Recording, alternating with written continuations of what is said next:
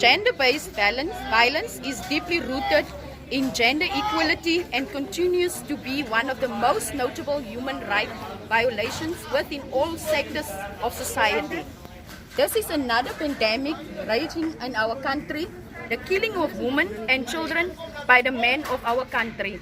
This is a present and consistent threat to women, yet our media, communities and government responses do not consistently reflect this.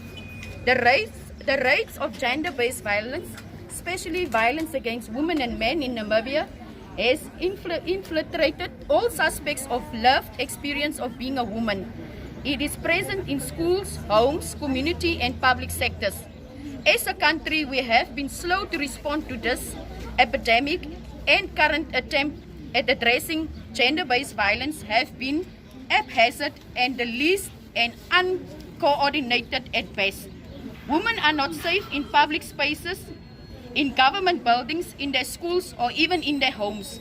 It is believed of the enough is enough, and all those who sign and support this petition that in order to address gender-based violence and femicide, we are in desperate need of effective government services, leadership and coordination.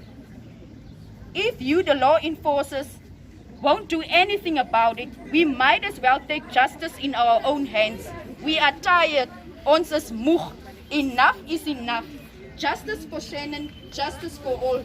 No justice, no peace. No justice, no peace. No justice, no peace.